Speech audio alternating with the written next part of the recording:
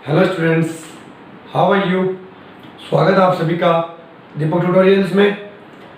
Chapter electrochemistry की previous class में हम लोगों ने कंडक्टेंस ऑफ इलेक्ट्रोलाइटिक सॉल्यूशन के बारे में डील करी थी और कंडक्टेंस के जो दो तीन पार्ट्स थे, मोलर कंडक्टेंस, इक्विवेलेंट कंडक्टेंस, उसके बारे में भी हम लोगों ने बात करी थी और उनसे रिलेटेड कुछ फॉर्मूलाज डिराइव करे थे हम लोगों ने। फिर उनकी यूनिट जो है, यूनिट के बारे में थोड़ी बात कर रही थी। आज वापस उसी टॉपिक को हम आगे कंटिन्यूस करते हैं। थोड़ा बहुत जो मैटर था, जो बाकी रह गया था उस क्लास के अंदर, उसको आज हम कंप्लीट करेंगे। तो आज की इस क्लास का हमारा जो टॉपिक है वो ये रहेगा, इफेक्ट ऑफ डाइल्यूशन। आज की हमारी क्लास का टॉपिक है इफेक्ट ऑफ डाइल्यूशन। डाइल्यूशन को हम लोग बोलते हैं तन्यता। इफेक्ट ऑफ डाइल्यूशन को हम लोग क्या बोल देंगे? तन्यता का प्रभाव। ये हमारी आज का क्लास का टॉपिक है। तो इफेक्ट ऑफ डाइल्यूशन यानी कि डाइल्यूशन का इफेक्ट, लेकिन किस चीज पर? डाइल्यूशन का इफेक्ट किस चीज पर हमें पढ़ना है?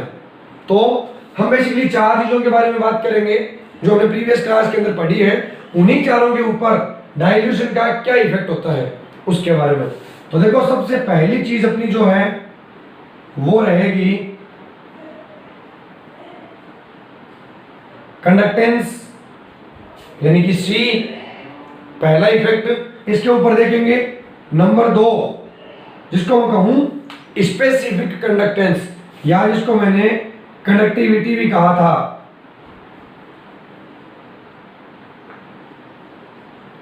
जिसको डिनोट किया था मैंने इस सिंबल से, कप्पा से। दूसरा इफेक्ट अपन इस चीज के ऊपर देखेंगे, इफेक्ट नंबर 3, मोलर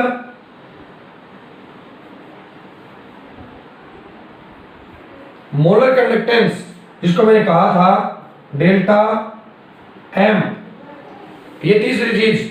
और चौथी चीज हम लोगों ने क्या पढ़ी थी प्रीवियस क्लास में? तो वो था हमारा इक्विवेलेंट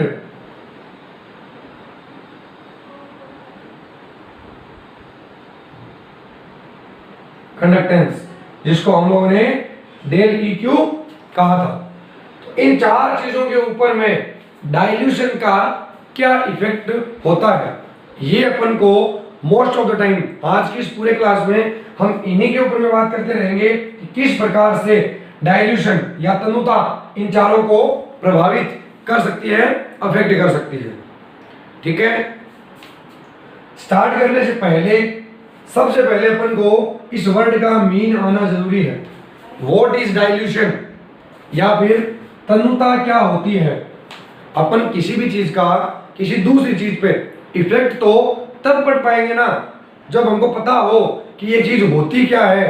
अगर हमको तन्यता का रियल मीन ही नहीं पता, हमें ये नहीं पता कि डाइल्यूशन होता क्या है, और मैं आपको बता दूं कि डाइल्यूशन बढ़ाने से ये बढ़ जाएगा, ये घट जाएगा, ये बढ़ जाएगा, ये बढ़ जाएगा, आप लोग केवल उस चीज को याद कर लोगे और ये हमारा मोटिव नहीं है। हमें अगर समझनी है केमिस्ट्री तो स्टार्टिंग से लास्ट तक पूरे कॉन्सेप्ट से, पूरे बेस से एकदम अच्छे से समझनी है। तो सबसे पहले इफेक्ट अपन पढ़ेंगे बाद में। इन चारों को ही ये टर्म किस प्रकार से इफेक्ट करेगी, बट उससे पहले हम लोगों को इस वर्ड का रियल मीन पता होना बहुत जरूरी है। ठीक है, आइए अपन देखते हैं सबसे पहले तन्यता क्या चीज होती है। देखो, आप लोगों ने ये नाम सुना होगा डाइल्यूट। डाइल्यूशन की बात नहीं कर रहा मैं ओनली बात कर रहा हूँ डाइल्यूट की। हिंदी मीडियम वालों के लिए ओनली तनु। देखो, जब अपन सॉल्यूशन बनाते हैं तो अपने पास दो टाइप के सॉल्यूशन बनते हैं, कंसंट्रेट सॉल्यूशन और डाइल्यूट सॉल्यूशन, सांद्र विलयन और तनु विलयन। तो मान लो अपने पास में कोई सॉल्यूशन है, अपने पास में कोई सॉल्यूशन है जिसके अंदर H2O का अमाउंट या सॉल्वेंट का अमाउंट कम है, तो मैं इस सॉल्यूशन को क्या बोलूंगा कि ये सॉल्यूशन कंसंट्रेट है, यानी कि सांद्र है। ठीक है, अभी मैं इसके अंदर ऐड H2O। सॉल्यूशन तो बना पड़ा है। अब इस सॉल्यूशन के अंदर मैं पानी मिलाता जाऊं मिलाता जाऊं मिलाता जाऊं, बताओ सॉल्यूशन आपका कंसंट्रेट से क्या हो रहा है?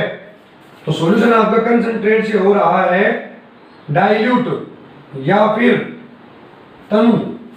और किसी भी सॉल्यूशन को कंसंट्रेट से तनु करने की, कंसंट्रेट से डाइल्यूट करने की जो प्रोसीजर होती है, जो प्रक्रिया होती है, उसको हम लोग क्या बोलते हैं?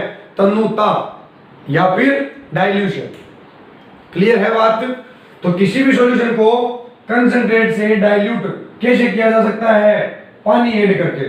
तो किसी भी सॉल्यूशन के अंदर पानी ऐड करते जाए, ऐड करते जाए, ऐड करते जाए, मतलब हम सॉल्यूशन को डाइल्यूट कर रहे हैं। तो जब अपन सॉल्यूशन को डाइल्यूट करते जाएंगे तो इन चारों चीज पे क्या क्या इफेक्ट होगा, ये इफेक्ट अपन को आज की इस क्लास में पढ़ना है। क्लियर है बात? अभी आपके माइंड में एक इमेज बन गई। आज की इस क्लास में आप लोग पढ़ोगे क्या? इन चारों के ऊपर डाइल्यूशन का इफेक्ट पढ़ोगे। अभी आपको यह भी पता चल गया कि डाइल्यूशन होता क्या है और किसी चीज को डाइल्यूट कैसे किया जा सकता है, किसी सॉल्यूशन को डाइल्यूट कैसे किया जा सकता है। तो कैसे किया जा सकता है? उसमें पानी ऐड करते जाओ, सॉल्यूशन डाइल्यूट होता जाएगा। तो क्लियर है ये बात? अभी अपन देखते हैं वन बाय वन इन चारों पे इफेक्ट। क्लियर है? तो देखिए इसको रफ कर दे रहा हूं पहले। हाँ, तो सबसे पहले मैं बात करने जा रहा हूं कंडक्टेंस की। देखो प्रीवियस क्लास में हम लोगों ने जो बात करी थी वो करी थी कंडक्टेंस ऑफ इलेक्ट्रोलाइटिक सॉल्यूशन, यानी कि विद्युत अपघट्य विलयनों का कंडक्टेंस, जिसके अंदर पॉजिटिव और नेगेटिव आयंस अलग अलग हो जाते थे। मैंने आपको कहा है कि NaCl अगर अपनी प्योर स्टेट में हो, अगर NaCl अपनी प्योर स्टेट में हो, सॉलिड स्टेट में हो, तो ये कभी भी इलेक्ट्रिसिटी को अपने अंदर से कंडक्ट नहीं कर सकता। क्यों नहीं कर सकता? क्योंकि ये पॉजिटिव और नेगेटिव आयन एक दूसरे से बहुत स्ट्रांगली अट्रैक्ट रहते हैं। ठीक है? एक inter ionic attraction force, electrostatic attraction force दोनों के बीच में लगता है, जिससे ये आयन एक दूसरे से सेपरेट नहीं हो सकते। और किसी भी कंपाउंड में अगर चार्ज सेपरेट नहीं है, ठीक है, चार्ज एक जगह से दूसरी जगह तक मूव नहीं कर सकता, तो वो कंपाउंड कभी भी इलेक्ट्रिसिटी को कंडक्ट नहीं कर सकता। ठीक है? अगर मैं चाहूं कि मेरे को इस NaCl को इलेक्ट्रिसिटी का कंडक्टर बनाना है या फिर इसमें कंडक्टेंस लानी है, तो अपन क्या करेंगे? हमको इसे Na+ और Cl- सोडियम आयन और क्लोराइड आयन के अंदर मेरे को इसको ब्रेक करना पड़ेगा, इसको तोड़ना पड़ेगा। और तोड़ने के लिए हम लोग क्या करते हैं? एक सॉल्यूशन बनाते हैं और उसी सॉल्यूशन के अंदर जो इलेक्ट्रिसिटी का फ्लो होता है उसको हम लोग बोलते हैं कंडक्टेंस। ये इलेक्ट्रिसिटी का फ्लो जितना इजी होगा कंडक्टेंस उतनी ज्यादा होगी, और जितना ये मुश्किल से होगा कंडक्टेंस उतनी ही कम होगी। ठीक है बात? अब आप लोग मेरे को ये बताइए कि किसी सॉल्यूशन के अंदर, देखो जैसे मान लो सपोज, अभी आप लोग केवल जो मैं एग्जांपल बता रहा हूं उस पे फोकस करिएगा। आप लोग थोड़ी देर के लिए ये भूल जाओ कि मैं आप लोगों को डाइल्यूशन का इस पे इफेक्ट बता रहा हूं क्या। आप केवल जो मैं एग्जांपल बता रहा हूं उस पे फोकस कीजिए। ठीक है? तो देखो मान लो मैंने यहां पर एक सॉल्यूशन लिया हुआ है और वो सॉल्यूशन कितना है? सपोज वो 100 ml सॉल्यूशन है। क्या है? 100 ml सॉल्यूशन। सॉल्यूशन है किस चीज का? तो मैं बोल दूं कि ये NaCl का सॉल्यूशन है। किसका है? NaCl का। तो अभी मैंने आपको क्या बताया, जब भी आप NaCl का सॉल्यूशन बनाओगे, जब भी आप इसका एक्वस सॉल्यूशन बनाओगे, ये पॉजिटिव और नेगेटिव आयनों में टूट जाएगा। बोलो क्लियर है ये बात? टूट जाएगा। अगर मैंने NaCl का सॉल्यूशन बनाया हुआ है, सॉल्यूशन कितना है उससे मतलब नहीं है, सॉल्यूशन कितना है उससे मतलब नहीं है। जब भी NaCl सॉल्यूशन में जाएगा तो क्या ये पॉजिटिव और नेगेटिव आयंस नहीं देगा? मेरा आंसर है ऑफ कोर्स, ये अपने पॉजिटिव और नेगेटिव आयनों में डिसोसिएट हो जाएगा, टूट जाएगा। तो ये टूट गया। तो आपको यहाँ पे 3 पॉजिटिव और 3 नेगेटिव आयन दिख रहे हैं। क्लियर है ये बात? अभी जब ये आयन इस सॉल्यूशन के अंदर अपने ऑपोजिटली चार्ज इलेक्ट्रोड पे जा करके रिसीव होंगे, पॉजिटिव वाला आयन नेगेटिव इलेक्ट्रोड पे जाएगा, नेगेटिव वाला आयन पॉजिटिव इलेक्ट्रोड पे जाएगा, तो ये अपने से ऑपोजिटली चार्ज इलेक्ट्रोड पे जा करके जब रिसीव हो जाएंगे तो मैं बोलूंगा कि उसने इलेक्ट्रिसिटी को फ्लो कर दिया, यानी कि कंडक्टेंस है उसमें। ये बात क्लियर? और मैंने आप लोगों को बताया था कि जितना इन आयनों को उस इलेक्ट्रोड तक पहुंचने में जितनी ज्यादा दिक्कत होगी, कंडक्टेंस उतना ही कम हो जाएगा। ये बात याद आ रही है आप लोगों को कि ये आयन जितने जल्दी दूसरे इलेक्ट्रोड पे पहुंच जाएंगे, कंडक्टेंस उतना ज्यादा होगा, और इन आयनों को जितनी मुश्किल होगी इलेक्ट्रोड तक पहुंचने में, कंडक्टेंस उतना ही कम होगा। तो क्लियर है ये बात? चलो अभी हम लोग क्या कर रहे हैं, डाइल्यूशन, यानी इस सॉल्यूशन को मेरे को डाइल्यूट बना देना है। तो मैंने यहां पर क्या करा, H2O ऐड कर दिया, 8H2O H2O ऐड करा तो सॉल्यूशन जो 100 ml था, मान लो कि मैंने वो सॉल्यूशन कितना बना दिया अभी, 200 ml। तो 100 ml सॉल्यूशन से 200 ml सॉल्यूशन कैसे बना? जब मैंने सॉल्यूशन को डाइल्यूट कर दिया, और डाइल्यूट करने के लिए मैंने उसमें ऐड क्या किया, H2O ऐड किया। ये बात क्लियर है? क्या मैंने सॉल्यूशन के अंदर NaCl का अमाउंट और बढ़ाया है क्या? नहीं बढ़ाया। अगर अपन को किसी सॉल्यूशन को डाइल्यूट करना है तो हम केवल उसमें पानी का अमाउंट बढ़ाते जाते हैं, जो उसके अंदर सोल्यूट पार्टिकल्स है उसका अमाउंट कभी भी नहीं बढ़ाते। तो अगर NaCl उतना ही है तो पॉजिटिव और नेगेटिव आयंस भी उतने ही रहेंगे। ये बात क्लियर? तो पॉजिटिव नेगेटिव पॉजिटिव नेगेटिव, ये नेगेटिव ये पॉजिटिव, 3 पॉजिटिव 3 नेगेटिव ऊपर थे, 3 पॉजिटिव 3 नेगेटिव नीचे वाले सॉल्यूशन में है। ठीक है? अभी आप ये देखो, इस सॉल्यूशन के अंदर इलेक्ट्रिसिटी का कंडक्टर है कौन? तो है ये आयंस, और यहां पर भी कौन है? ये आयंस है। तो जो इलेक्ट्रिसिटी को कंडक्ट कर रहे हैं, अगर उनका नंबर बढ़ जाए तो मैं ये बोलूंगा कि कंडक्टेंस बढ़ गया, कंडक्टेंस बढ़ गया। यहां पे आयन 6 थे, यहां पर भी आयन 6 है, मतलब जितने आयन यहां पे इलेक्ट्रिसिटी को कंडक्ट कर रहे थे उतने ही यहां पर कर रहे हैं। इस चीज का कोई फर्क नहीं पड़ेगा। लेकिन यहां पे सॉल्यूशन का वॉल्यूम कम था, सॉल्यूशन कम था, 100 ml था, यहां पे सॉल्यूशन का वॉल्यूम क्या हो गया, ज्यादा हो गया। और अगर वॉल्यूम ज्यादा हो गया, आयन दूर दूर रह पाएंगे एक दूसरे से। अगर वॉल्यूम कम है, आयन पास पास रहेंगे, और अगर वॉल्यूम ज्यादा हो गया तो सॉल्यूशन एक दूसरे से दूर दूर रहेंगे। अगर दूर दूर रहेंगे तो दो आयनों के बीच में अट्रैक्शन कम हो जाएगा, और अगर अट्रैक्शन कम हो जाएगा तो उसको चलने फिरने में दिक्कत नहीं आएगी ज्यादा। और अगर आयनों को चलने फिरने में दिक्कत नहीं आएगी तो ये अपने ऑपोजिटली चार्ज इलेक्ट्रोड पे एकदम आराम से जा सकते हैं, पहुंच सकते हैं। और अगर ये आराम से पहुंच गए तो मैं क्या बोलूंगा कि जो कंडक्टेंस था वो बढ़ गया। बोलो समझ में आ गई ये बात? जब डाइल्यूट किया किसी सॉल्यूशन को, जब मैंने किसी सॉल्यूशन को डाइल्यूट किया तो डाइल्यूट करने पर क्या हुआ, आयनिक इंटरफेरेंस कम हो गया, और इन आयंस की जो मोबिलिटी थी, मोबिलिटी मतलब एक जगह से दूसरी जगह तक जाने की क्षमता, वो बढ़ गई।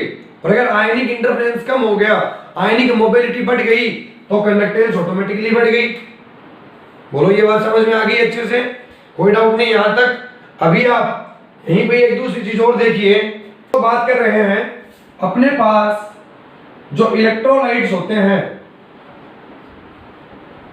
अपने पास जो इलेक्ट्रोलाइट्स होते हैं वो दो टाइप के होते हैं। पहले भी बात करी है हम लोगों ने, स्ट्रॉन्ग और वीक, प्रबल विद्युत अपघट्य और दुर्बल विद्युत अपघट्य। स्ट्रॉन्ग इलेक्ट्रोलाइट्स क्या होते हैं? जो कंप्लीटली डिसोशिएट हो जाते हैं, कंप्लीटली डिसोशिएट हो जाते हैं, और वीक क्या होते हैं, जो इनकम्प्लीट डिसोशिएट होते हैं। अभी मैंने लिया था NaCl, तो NaCl तो एक स्ट्रॉन्ग इलेक्ट्रोलाइट है, एक प्रबल वैद्युतक घटक है। लेकिन अगर मैं बात करूं एसिटिक एसिड की, एसिटिक एसिड स्ट्रॉन्ग इलेक्ट्रोलाइट नहीं है, वो एक वीक इलेक्ट्रोलाइट है, दुर्बल वैद्युतक घटक है। यानी कि इसका मतलब क्या हुआ कि जब मैं इस एसिटिक एसिड का सॉल्यूशन बनाऊंगा तो जरूरी नहीं है कि मैंने जितने एसिटिक एसिड के मोल डाले थे वो सारे के सारे डिसोशिएट हो जाए। उसका कुछ परसेंट, 2%, 5%, 10% डिसोशिएट होगा। फिर जैसे जैसे अपन उस सॉल्यूशन को डाइल्यूट करते जाएंगे, जैसे जैसे अपन उस सॉल्यूशन को डाइल्यूट करते जाएंगे, वो और ज्यादा डिसोशिएट हो जाएगा। ये बात समझ में आ गई? तो मान लो आपके पास यहां पर कोई 100 ml सॉल्यूशन है, वो भी किस चीज का, CH3COOH का। उसके अंदर पॉजिटिव और नेगेटिव आयन दो ही है, ये इतना ज्यादा डिसोशिएट नहीं हुआ। 2 पॉजिटिव आयन दे दिए, 2 नेगेटिव आयन दे दिए। अभी जब मैंने इस सॉल्यूशन को डाइल्यूट कर लिया तो ये कितना हो गया, 200 ml। और ये एक वीक इलेक्ट्रोलाइट है, दुर्बल वैद्युतक घटक है।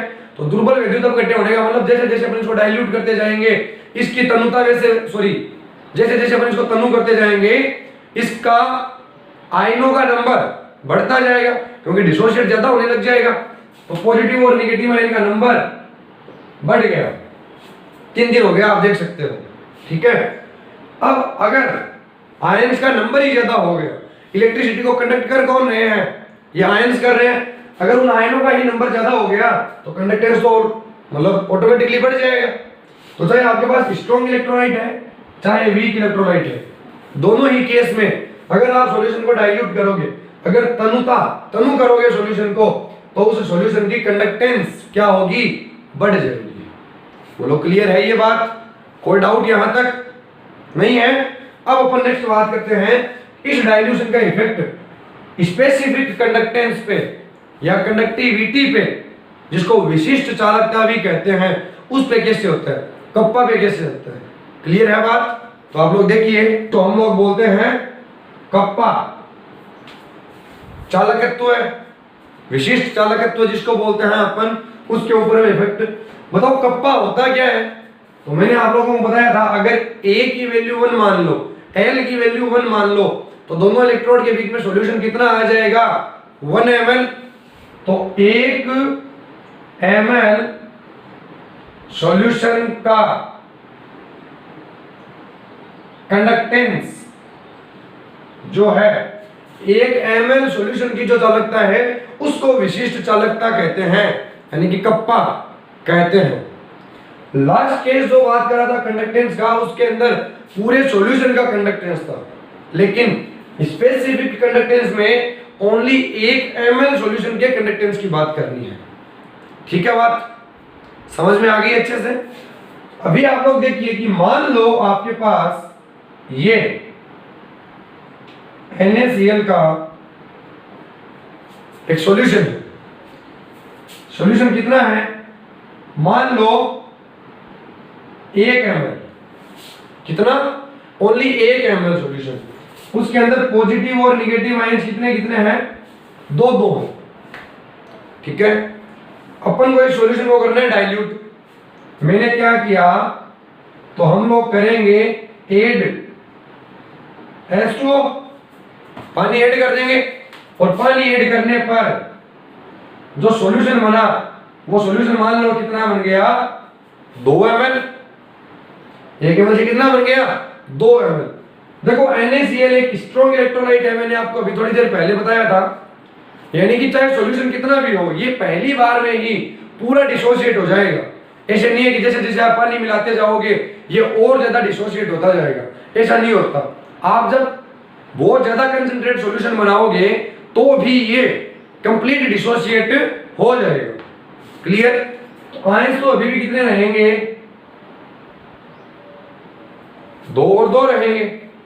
बात क्लियर है? अभी आप ये देखो कि 1 ml सॉल्यूशन का जो कंडक्टेंस है उसको अपन कप्पा यानी कि स्पेसिफिक कंडक्टेंस बोलते हैं। बताओ यहां पर 1 ml के अंदर आयंस कितने थे? अगर मैं आपसे पूछूं 1 ml के अंदर आयंस थे 4, और इस इलेक्ट्रोलाइटिक सॉल्यूशन के अंदर कंडक्टेंस है किसकी वजह से? इन आयनों की वजह से, इन आयनों की वजह से है। तो 1 ml के अंदर 4 आयंस है यहां पर, तो यहां पर 2 ml के अंदर 4 आयंस है, यानी कि 1 ml में तो केवल 2 ही आयंस हुए ना। तो यहां पर है 1 ml में 4 आयंस और यहां पर है 1 ml में 2 आयंस।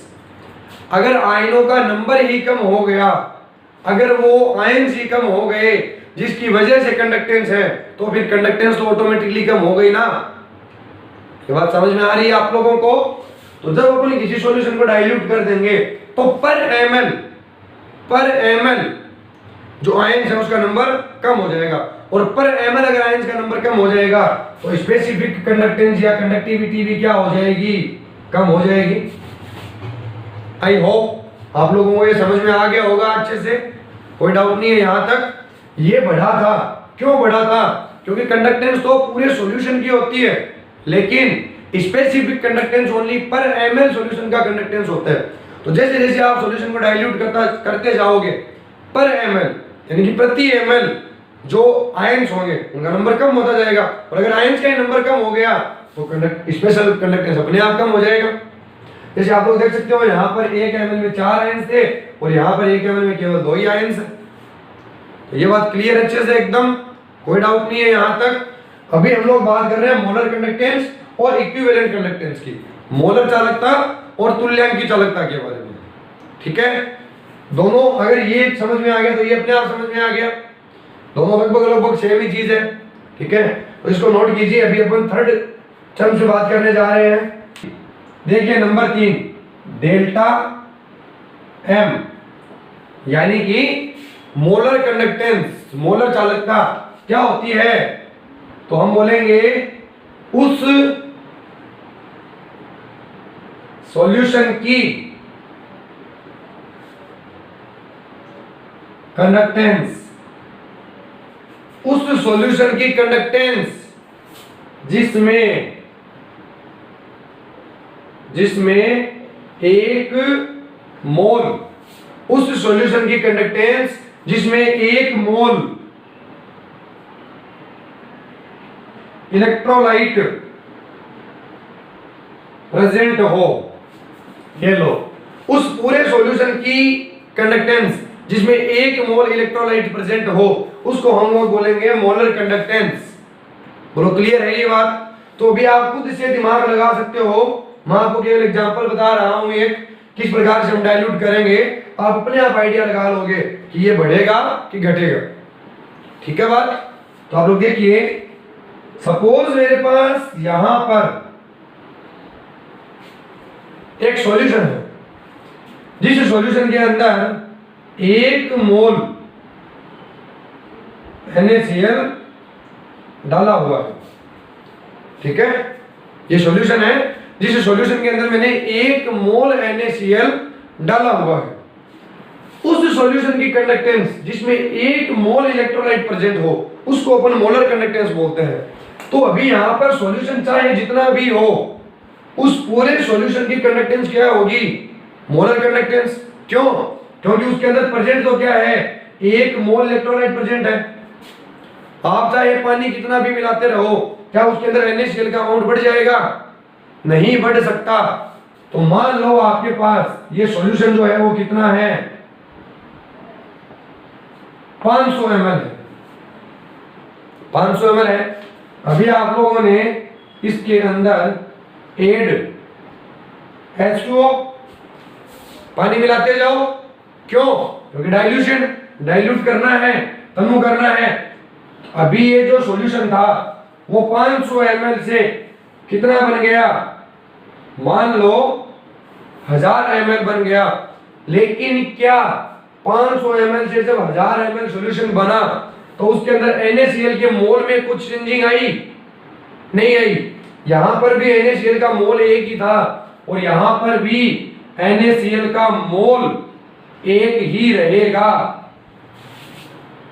समझ में आ गई बात।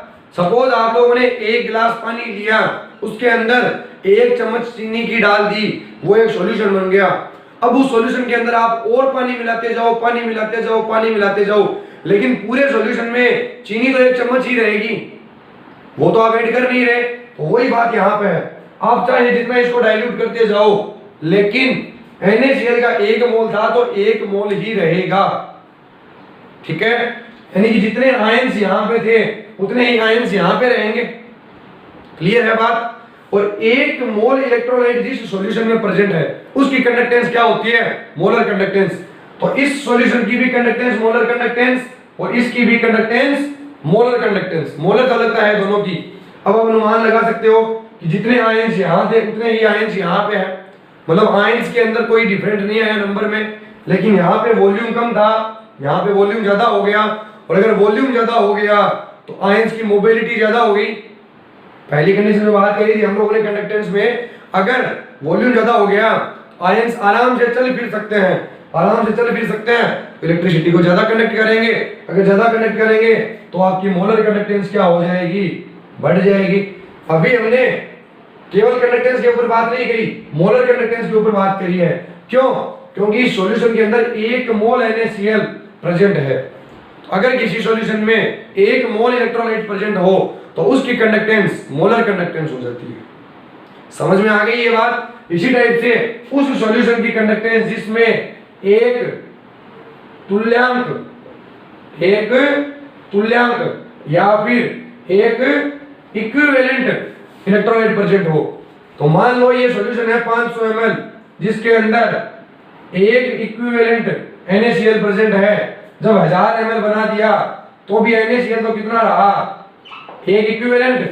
आयंस में चेंज आया नहीं, लेकिन वॉल्यूम बढ़ गया, और वॉल्यूम बढ़ गया आयंस आराम से चल फिर सकेंगे, इक्विवेलेंट कंडक्टेंस भी क्या हो जाएगा, बढ़ जाएगा। ये लो बढ़ जाएगा। तो डाइल्यूशन का इफेक्ट क्या है, वो कंडक्टेंस को बढ़ा देगा, स्पेसिफिक कंडक्टेंस को कम कर देगा, मोलर कंडक्टेंस को बढ़ा देगा, इक्विवेलेंट कंडक्टेंस को कम बढ़ा देगा।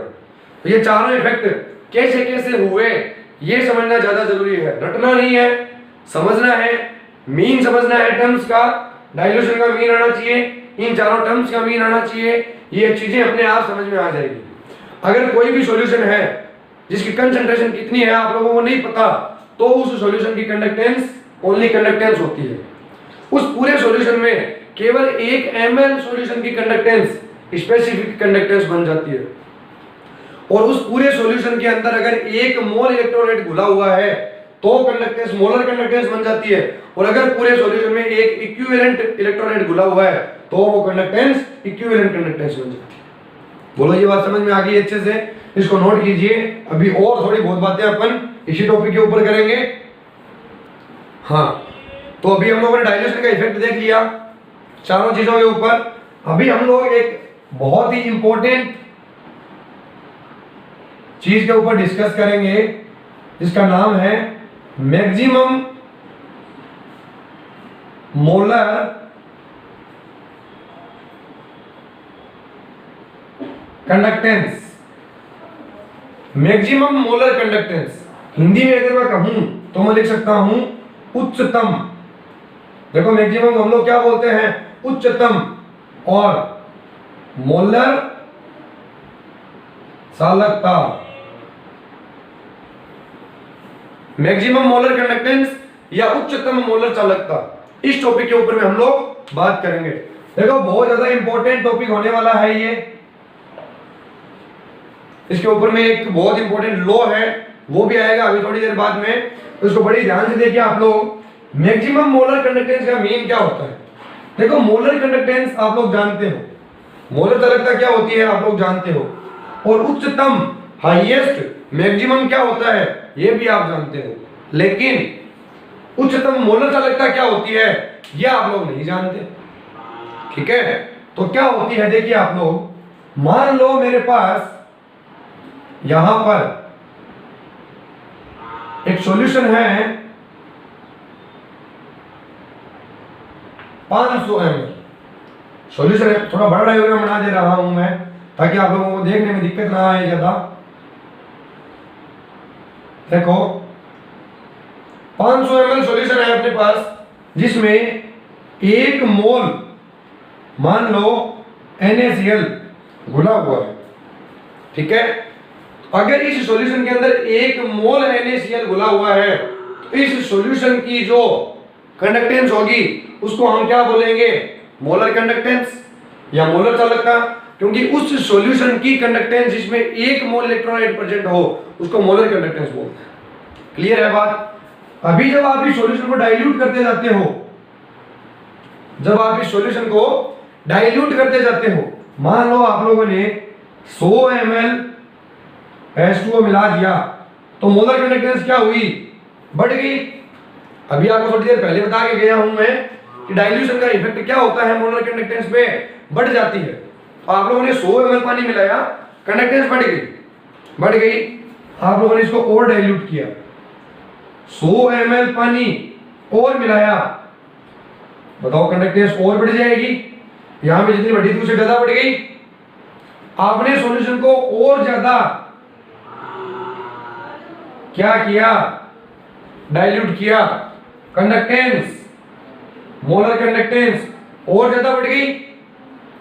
इस प्रकार से आप किसी भी सॉल्यूशन को डाइल्यूट करते जाओगे, क्या जब आप हर बार उसको डाइल्यूट कर रहे हो तो मोलर कंडक्टेंस बढ़ती जाएगी? ऐसे करते करते करते क्या मोलर कंडक्टेंस इनफाइनाइट हो जाएगी, अनंत हो जाएगी? तो मेरा आंसर है नहीं, ऐसा कभी नहीं हो सकता। अगर कोई सॉल्यूशन है जिसके अंदर 1 मोल इलेक्ट्रोलाइट्स प्रेजेंट है, जैसे कि ये, उस सॉल्यूशन की कुछ ना कुछ मोलर कंडक्टेंस होती है। जब आप उस सॉल्यूशन को डाइल्यूट करते जाते हो तो सॉल्यूशन की मोलर कंडक्टेंस बढ़ती जाती है। अब डाइल्यूट करते करते करते करते करते मोलर कंडक्टेंस बढ़ रही है। एक पॉइंट ऐसा आएगा जब मोलर कंडक्टेंस अपने मैक्सिमम जो वैल्यू होगी वहां पे पहुंच जाएगी। अब आप सॉल्यूशन को कितना भी डाइल्यूट कर लो, जो मोलर कंडक्टेंस है वो नहीं बढ़नी। तो उस पॉइंट पे जो मोलर कंडक्टेंस होती है उसको हम लोग क्या बोलते हैं, मैक्सिमम मोलर कंडक्टेंस। यानी कि उससे ज्यादा मोलर कंडक्टेंस अब नहीं हो सकती, उससे ज्यादा मोलर चालकता अब नहीं हो सकती, चाहे आप सॉल्यूशन को कितना भी डाइल्यूट क्यों ना कर लो। तो सॉल्यूशन को आप जब इनफाइनाइट पॉइंट तक डाइल्यूट करोगे, या मैं ये बोल दूं इनफाइनाइट डाइल्यूशन पर, अनंत तनुता पर, ठीक है, इनफाइनाइट डाइल्यूशन या अनंत तनुता पर जो मोलर कंडक्टेंस है वो कभी भी इनफाइनाइट नहीं होगी। वो जब आप डाइल्यूट करते जा रहे हो सॉल्यूशन को तो एक पॉइंट ऐसा आएगा जिस पर वो अपने हाईएस्ट वैल्यू पे पहुंच जाएगी। उसके बाद में आप सॉल्यूशन को कितना भी डाइल्यूट कर लो, उसकी मोलर कंडक्टेंस नहीं बढ़ने वाली। तो जब मोलर कंडक्टेंस नहीं बढ़ेगी, जब अपने हाईएस्ट पॉइंट पे आ गई, तो उस वैल्यू को ही अपन क्या बोलेंगे, उसकी मैक्सिमम मोलर कंडक्टेंस या उच्चतम मोलर चालकता बोलेंगे। बोलो ये बात समझ में आ गई आप लोगों को अच्छे से? अभी मैं आप लोगों को ग्राफिकली रिप्रेजेंटेशन, एक ग्राफ बना के बता रहा हूं मैक्सिमम मोलर कंडक्टेंस के बारे में। लेकिन उससे पहले आप लोगों को यह जानना जरूरी है कि मैक्सिमम मोलर कंडक्टेंस होती क्या है। आई होप सभी लोगों को समझ में आ गया। कभी भी ऐसा नहीं होता कि जब आप सॉल्यूशन को डाइल्यूट करते जा रहे हो सॉल्यूशन की मोलर कंडक्टेंस बढ़ती जाएगी, बढ़ती जाती है, बट ऐसा थोड़ी है कि आपने अगर डाइल्यूशन इनफाइनाइट कर दी तो मोलर कंडक्टेंस भी इनफाइनाइट होगी, ऐसा कभी नहीं होता। एक पॉइंट पर मोलर कंडक्टेंस बढ़ना बंद हो जाती है और जिस पॉइंट पर मोलर कंडक्टेंस बढ़ना बंद हो जाती है उसी पर हम लोग उसको क्या बोलते हैं कि वो अपने मैक्सिमम वैल्यू पे पहुंच गई, अब वो उससे ज्यादा और नहीं हो सकती। क्लियर है बात? तो ग्राफिकली रिप्रेजेंटेशन देखिए आप लोग। देखिए जब अपन ग्राफ बनाते हैं हमारे पास में दो एक्सिस होंगे, एक्स एंड वाई। दोनों एक्सिस बना दो। सबसे पहले ये लीजिए, ये हम लोगों ने दो एक्सिस तैयार कर लिए। इस वाले एक्सिस पे मैं ले रहा हूं मोलर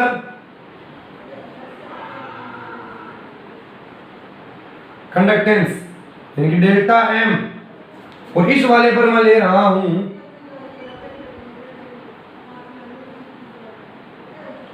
कंसंट्रेशन, वो भी रूट में।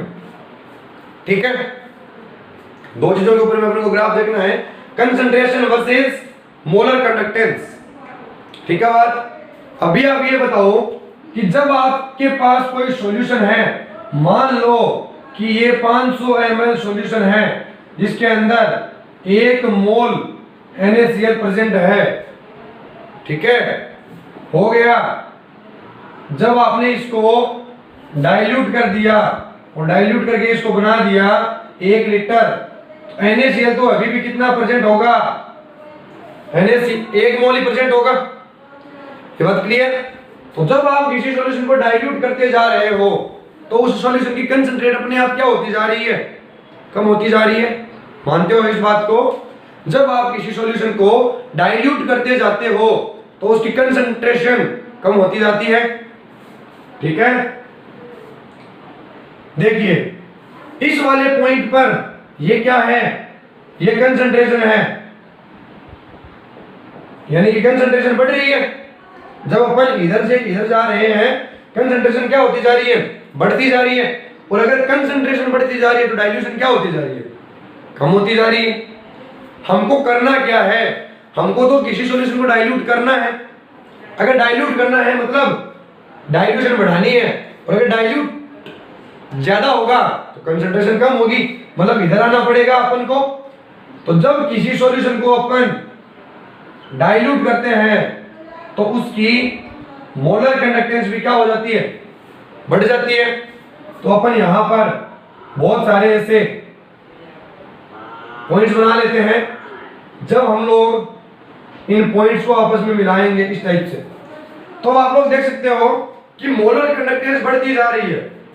पहले इस पॉइंट पे वो इतनी थी, अभी वो इतनी हो गई, फिर इतनी हो गई, फिर इतनी हो गई, फिर इतनी हो गई।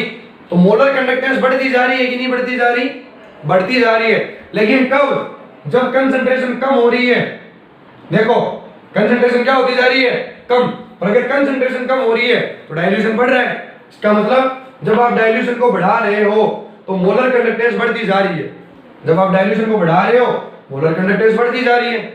अभी जब अपन इन पॉइंट को पीछे की तरफ एक्सटेंड करें ऐसे और इनको पीछे एक स्ट्रेट लाइन में मिलाएं, तो इस वाले पॉइंट पर ये लाइन काट रही है, तो इस पॉइंट के ऊपर जो मोलर कंडक्टेंस होगी उसी को हम लोग क्या बोलेंगे, मैक्सिमम मोलर कंडक्टेंस।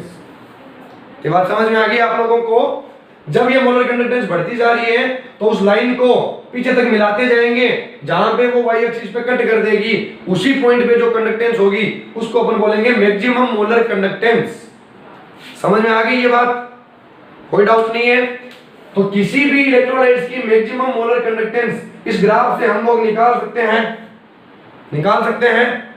भाई मान लो आपको ग्राफ दे दिया, आप लाइनों को पीछे की तरफ मिलाते जाओ, जहां पे कट कर गई वहां पे जो मोलर कंडक्टेंस है वो मैक्सिमम मोलर कंडक्टेंस है। तो ग्राफिकली आप लोग निकाल सकते हो इजीली कि मोलर कंडक्टेंस कितनी होगी मैक्सिमम। लेकिन यहां पर एक कॉम्प्लिकेशन है अपने पास, एक दिक्कत है अपने पास। वो क्या है? तो वो दिक्कत ये है, देखिए दिक्कत अपने पास में ये है कि अपने पास एक तो होता है स्ट्रॉन्ग इलेक्ट्रोलाइट और एक होता है वीक इलेक्ट्रोलाइट। स्ट्रॉन्ग इलेक्ट्रोलाइट के केस में क्या है कि आप उसको कितना भी डाइल्यूट करते जाओ, नंबर ऑफ आयंस नहीं बढ़ने, जो आयंस की संख्या है वो नहीं बढ़नी। ठीक है, तो ये वाली जो लाइन हमको मिल रही है ये कब मिल रही है? जब आपका इलेक्ट्रोलाइट्स स्ट्रॉन्ग हो। अगर वीक इलेक्ट्रोलाइट की मैं बात करूं तो जैसे जैसे आप सॉल्यूशन को डाइल्यूट करते जाओगे, जैसे जैसे सॉल्यूशन को डाइल्यूट करते जाओगे, नंबर ऑफ आयंस बढ़ता जाएगा, क्योंकि डिग्री ऑफ डिसोसिएशन, वियोजित होने की दर बढ़ती जाती है। तो वीक इलेक्ट्रोलाइट के केस में जो ग्राफ बनता है वो ग्राफ कुछ इस प्रकार से बनता है। तो ये कब बनता है? जब वीक इलेक्ट्रोलाइट हो।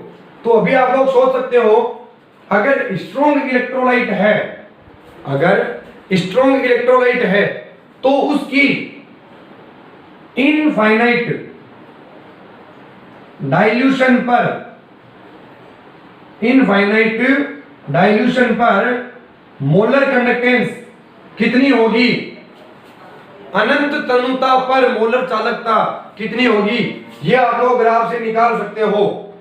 लेकिन वीक के लिए कितनी होगी, क्या ये आप निकाल सकते हो? नहीं निकाल सकते। वीक के लिए तो ये है, तो ये पॉइंट अब कहां पे जाकर के इसको काटेगा, क्या क्लियरली बता सकते हैं हम लोग? नहीं बता सकते। तो इनफाइनाइट डाइल्यूशन पर जो स्ट्रॉन्ग इलेक्ट्रोलाइट होता है उसकी मोलर कंडक्टेंस इजीली पता लगा सकते हैं।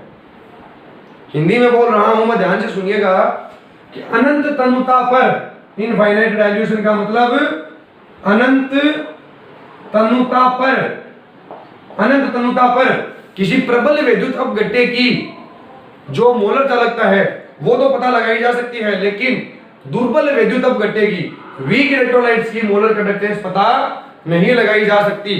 क्यों? क्योंकि उसके अंदर ग्राफ ये बनता है जो एग्जैक्टली कहां पे काटे हम लोग कुछ बता नहीं सकते। तो अभी अपने पास में मेन मुद्दा ये आता है कि जब आप लोगों ने किसी वीक इलेक्ट्रोलाइट का सॉल्यूशन बनाया, जब आप उसको डाइल्यूट करते गए, तो जो इनफाइनाइट डाइल्यूशन होगी, जो अनंत तनुता होगी, उसके ऊपर उसकी मोलर कंडक्टेंस कितनी होगी, क्या हम कभी पता नहीं लगा सकते?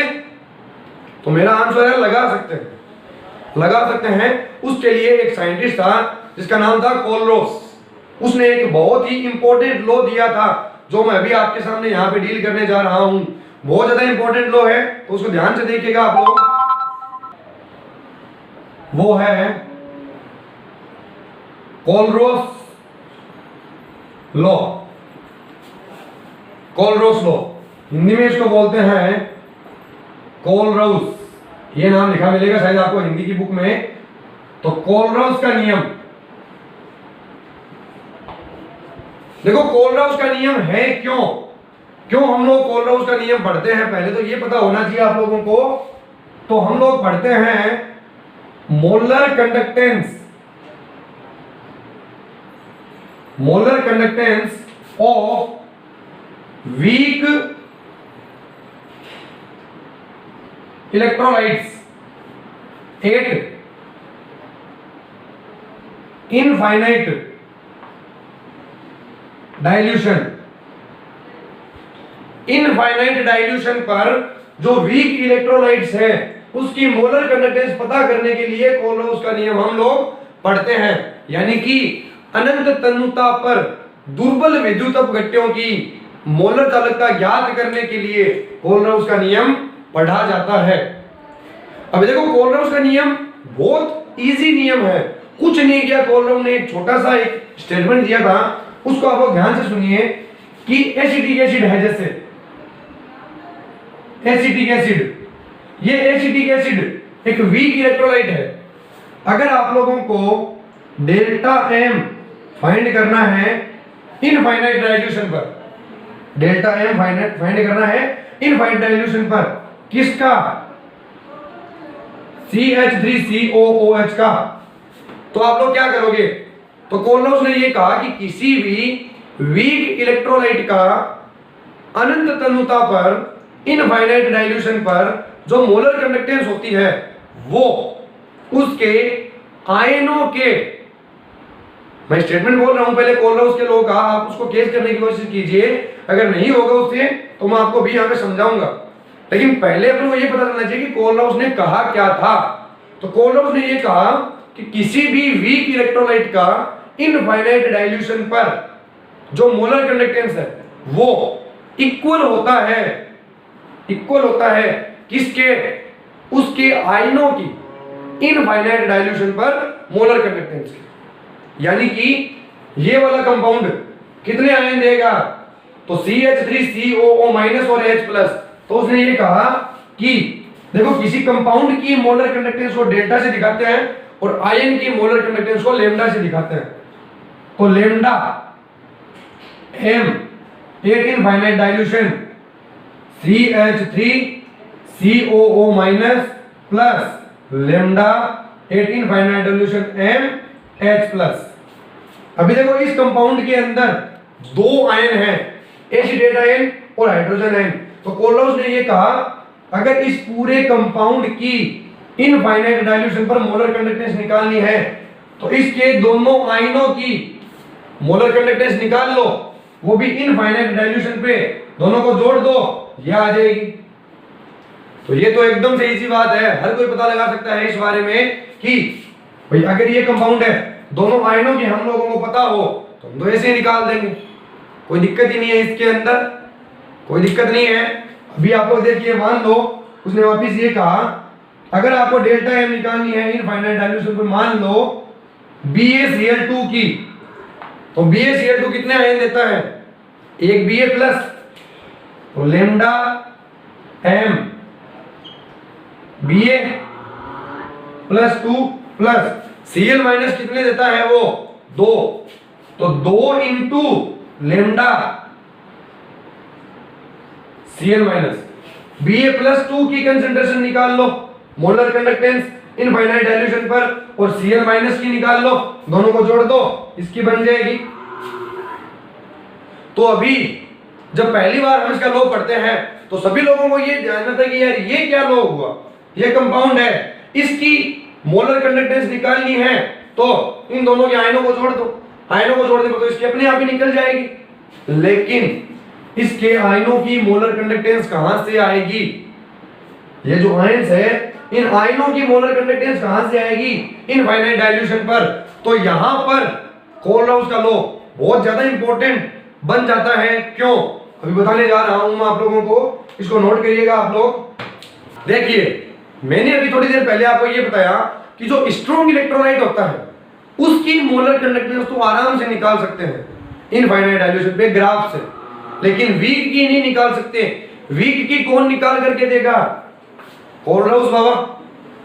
कैसे निकाल के देंगे, तो सपोज आपके पास एसिटिक एसिड है जिसकी आपको मोलर कंडक्टेंस निकालनी है, वो भी इनफाइनाइट डाइल्यूशन पर, तो मैं लिख दूं डेल्टा एम, इसका मतलब समझिए आप लोग, डेल्टा एम मतलब मोलर कंडक्टेंस, ठीक है, और इनफाइनाइट डाइल्यूशन पर मतलब अनंत तनुता पर इसकी निकालनी है। और ये है एक वीक इलेक्ट्रोलाइट। क्लियर है बात। अभी आपको ऐसे इलेक्ट्रोलाइट ढूंढने हैं जो स्ट्रॉन्ग हो और जिसके अंदर इन ये दोनों आयन प्रेजेंट हो। तो देखिए CH3COONA जिसको बोलते हैं सोडियम एसीटेट, सोडियम एसीटेट, और ये क्या है, ये एक स्ट्रॉन्ग इलेक्ट्रोलाइट है। ये क्या है, एक स्ट्रॉन्ग इलेक्ट्रोलाइट है। तो इस स्ट्रॉन्ग इलेक्ट्रोलाइट की जो मोलर कंडक्टेंस है इनफाइनाइट डाइल्यूशन पर, वो तो हमें पता होगी। एक और बात कर रहा हूं मैं, HCl hydrochloric acid strong electrolyte है, और अगर ये स्ट्रॉन्ग इलेक्ट्रोलाइट है तो इसकी भी मोलर कंडक्टेंस पता होगी, कोई दिक्कत नहीं है। अब कोलराउस का लॉ बहुत ज्यादा इंपॉर्टेंट बन जाता है। कोलराउस के लॉ का मेन एप्लीकेशन क्या था, मेन अनुप्रयोग क्या था, तो उसने कहा कि किसी भी दो स्ट्रॉन्ग इलेक्ट्रोलाइट की मदद से एक वीक इलेक्ट्रोलाइट की मोलर कंडक्टेंस ज्ञात कर सकते हैं। दो प्रबल वैद्युतप घट्टों की मदद से एक दुर्बल वैद्युतप घट्टे की मोलर चालकता ज्ञात कर सकते हैं। कैसे, तो मान लीजिए ये दो स्ट्रॉन्ग इलेक्ट्रोलाइट्स हैं जिनकी हमें पता होगी, और इन दोनों की हेल्प से इसकी पता करनी है, कर लेंगे। कैसे, तो देखिए एकदम अपनी फोकस पूरा बोर्ड के ऊपर रखिएगा, बहुत ज्यादा इंपॉर्टेंट होने वाला है ये। डेल्टा, मैं एम नहीं लगा रहा यहाँ पे, समझ जाइए आप लोग कि मैं मोलर कंडक्टेंस की बात कर रहा हूं, वो भी किसकी, इसकी जो हमें निकालनी है, ठीक है। डेल्टा CH3COOH, इसको निकालने के लिए मैं क्या करूंगा, इसकी पता होगी हमें, तो डेल्टा CH3COONA। देखो पहली बात तो क्या कहा था अभी थोड़ी देर पहले कोलराउस ने, अगर आपको इस कंपाउंड की मोलर कंडक्टेंस निकालनी है तो इसके दोनों आयनों की मोलर कंडक्टेंस निकाल लीजिए। एक तो ये आयन और एक ये आयन, और हमने यही क्वेश्चन किया था इन दोनों आयनों की कंसंट्रेशन निकलेगी कैसे। तो देखो CH3COO माइनस और Na प्लस, क्या ये वाला आयन आ गया, आ गया, प्लस ये वाला एक स्ट्रॉन्ग इलेक्ट्रोलाइट है डेल्टा H इनफाइनाइट HCl और H पॉजिटिव Cl नेगेटिव। तो देखो अगर इस कंपाउंड की निकालनी है तो ये वाला आयन चाहिए, ये वाला आयन चाहिए, ये वाला आयन आ गया, ये वाला आयन भी आ गया, लेकिन साथ में फ्री में दो चीजें और आ गई, एक तो Na आ गया, एक Cl आ गया। तो माइनस कर देंगे अपन NaCl की मोलर कंडक्टेंस को, और NaCl भी कैसा है, ये भी स्ट्रॉन्ग इलेक्ट्रोलाइट्स है, तो इसकी भी मोलर कंडक्टेंस हमें पता होगी। तो इस स्ट्रॉन्ग की हमें पता है, इसकी हमें पता है और इसकी हमें पता है। तो इन तीनों से अपन ने इस वीक इलेक्ट्रोलाइट की मोलर कंडक्टेंस को पता कर लिया। समझ में आ गई ये बात, कोई दिक्कत नहीं है। क्या कोलरोस लॉ होता है, कैसे हम उसका एप्लीकेशन यानी कि यूज करते हैं, क्लियर है। अभी मैं आपको कोलरोस के लॉ पे बेस्ड एक न्यूमेरिकल प्रॉब्लम कराने जा रहा हूं, जिसको आप लोग देखिएगा, पहले इसको नोट कीजिए फिर देखते हैं न्यूमेरिकल। देखिए स्टूडेंट्स, ये अपना क्वेश्चन है, इसके अंदर दिया गया है कि सोडियम एसीटेट CH3COONa की अनंत तनुता पर मोलर चालकता 91.0 साइमेन सेंटीमीटर स्क्वायर मोल इनवर्स है। HCl की अनंत तनुता पर मोलर चालकता 425.4 साइमेन सेंटीमीटर स्क्वायर मोल इनवर्स है, और NaCl की अनंत तनुता पर चालकता 126.4 साइमेन सेंटीमीटर स्क्वायर मोल इनवर्स है।